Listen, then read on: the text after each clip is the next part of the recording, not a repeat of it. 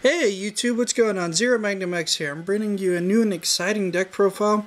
It's pretty stock, but hey, it works, and it's the go-to control deck of the format. This is my blue-black control deck, recently assembled. I didn't take it to this past F&M. I took the red-green aggro deck, which went 0-2 and 0-2, or 2-2, or whatever you wanted. 2 wins, 2 losses.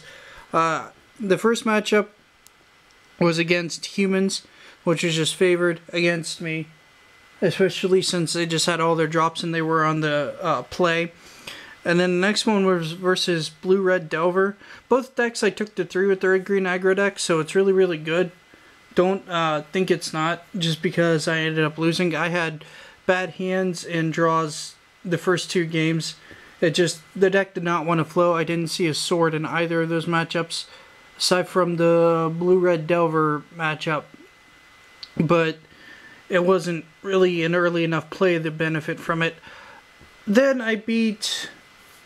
oh, what was it? I can't remember. I beat another deck that I beat Esper Control 2-0. That's right. And then I beat Zombies 2-0. So the deck did its job. It did well. But anyway, this is going to be... that was for my fiance's deck. This is my deck. I know this profile is a little bit longer because I'm giving you guys a report. So without further ado, here's the deck itself. Okay, we have 2 Sphinx. Here's your win condition. They're pretty flexible. You can go Sphinx, Grave Titan, Worm Coil. It doesn't matter. I just like Sphinx because I like draw power. I'm a little greedy in that sense. Okay, 2 Snapcasters. This should be a 3 of and find room for something somewhere. I have 2 in here for now. Okay, 1 Batter Skull because he's pretty essential to win against some of the aggro matchups. 3 Liliana. Okay, I'm going to talk about her in a second when I'm done with the deck. Okay, we have a Jace, 2 Ratchet Bombs, 3 Black Sun Zenith, which that's black's board wipe, it's important.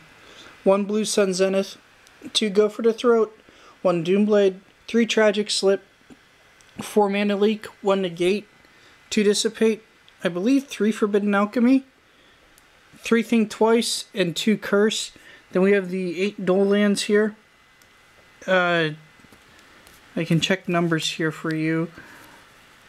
If you want to know numbers, PM me. But Islands, Swamps, 2 Drown Yard, and 2 Evolving Wilds for mana fixing. Okay. Discussion about my walker choices.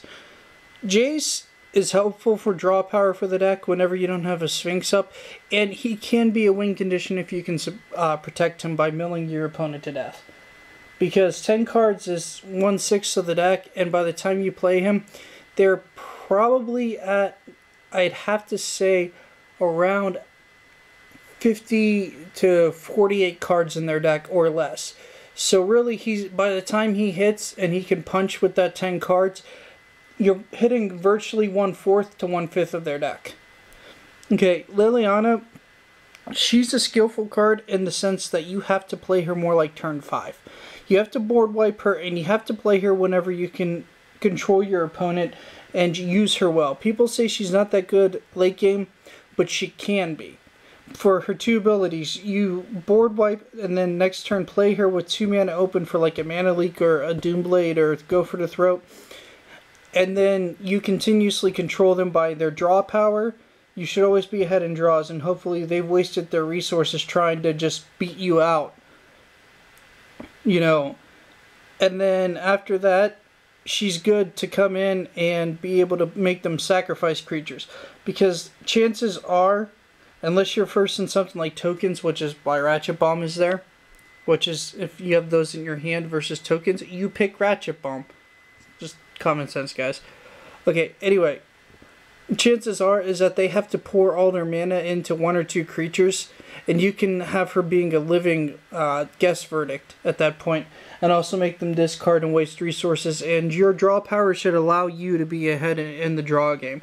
That's why she's in here. If I wasn't running Sphinx with that, I don't think I'd be using that many, and Jace, and the draw power I have in here, I don't know if I'd be using Liliana, guys. That's something that you've got to take into consideration whenever you deck build, is just because you see this build, and you go, oh, okay, well, I want Liliana, but I don't want Sphinx, and I only like, you know, 2 Think Twice and 2 Alchemy. Well, you're lowering, and no Jace. Well, you're lowering your draw power for Liliana's effectiveness to discard, because chances are is that you're discarding lands with her whenever you have that draw power up. So you have to play her wisely. Anyway, that's my discussion on the deck. I hope you guys like it. I mean, it's pretty solid. I'm not sure if it's going to win any national tournaments, but I like it. And alright guys, peace.